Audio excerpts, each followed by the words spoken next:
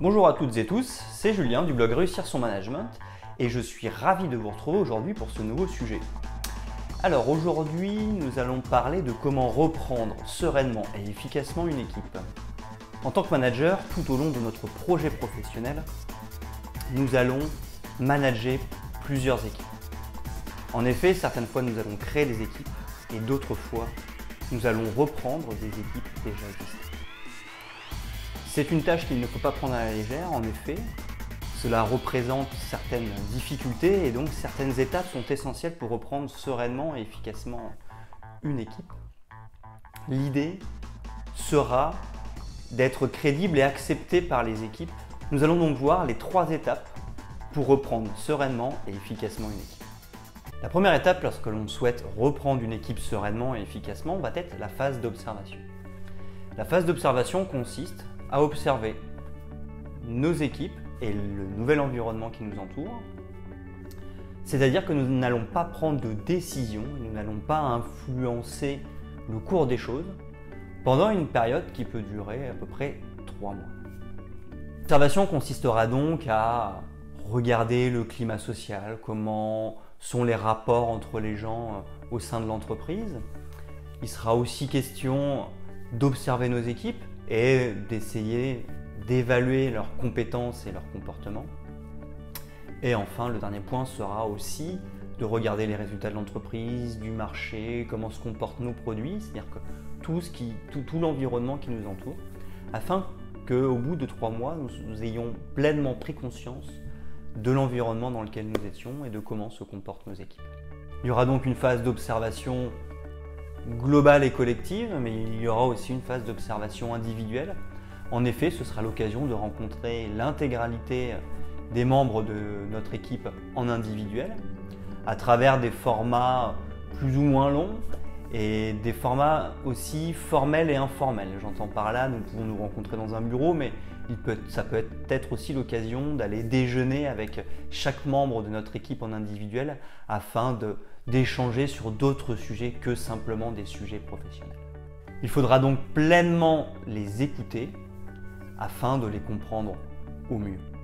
Je pense que cette étape est vraiment importante. En effet, une bonne écoute peut nous permettre de remplir notre seau de crédibilité auprès de nos équipes. En effet, elles sont dans une phase où sûrement elles ont quelques craintes et quelques peurs.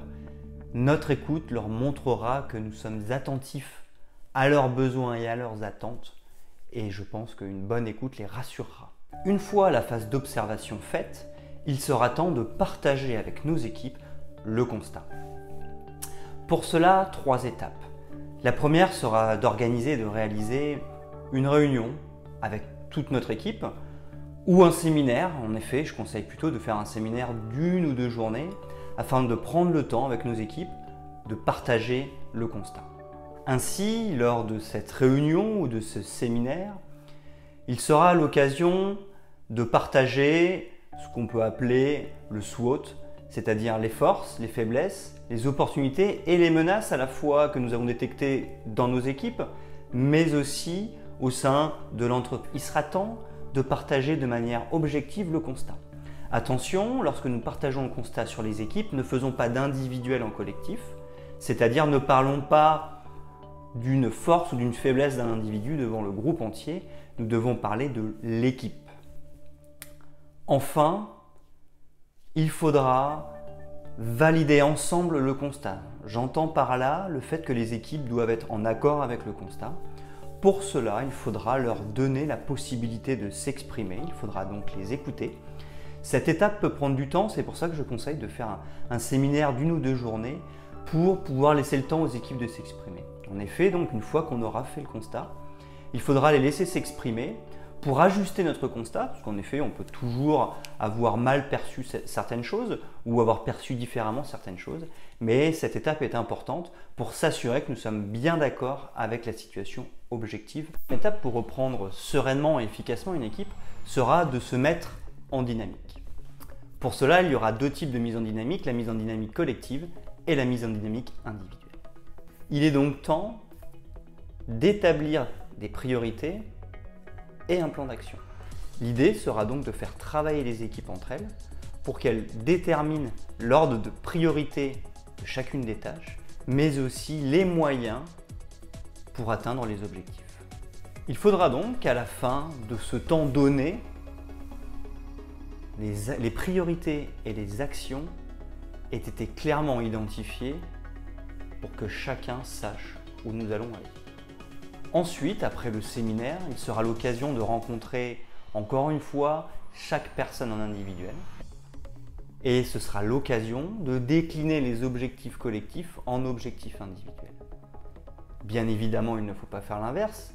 L'objectif collectif n'est pas la somme des objectifs individuels, mais c'est bien l'objectif collectif qui va déterminer les objectifs individuels. Pour cela, il sera essentiel que le collaborateur détermine par lui-même ses objectifs afin de s'assurer qu'il soit impliqué au maximum et que donc la dynamique soit maximale.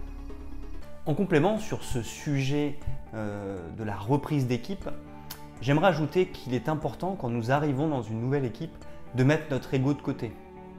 En effet, nous ne sommes pas le sauveur et nous ne sommes pas celui qui sait tout.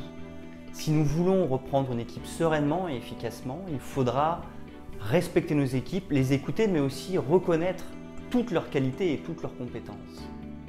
Pour cela, la co-construction du projet et de la vision de notre équipe est vraiment essentielle. Nous sommes là pour les aider dans cette démarche-là et pour nous intégrer pleinement dans ce projet. En effet, en tant que leader, nous allons montrer la voie, nous allons aussi être exemplaires. Nous faisons partie de l'équipe, mais nous ne sommes pas au-dessus de l'équipe. C'est essentiel pour reprendre sereinement et efficacement une équipe. Notre attitude bienveillante sera vraiment primordiale pour le succès de la reprise d'équipe. Je vous remercie de m'avoir écouté et j'espère que ce sujet vous a plu.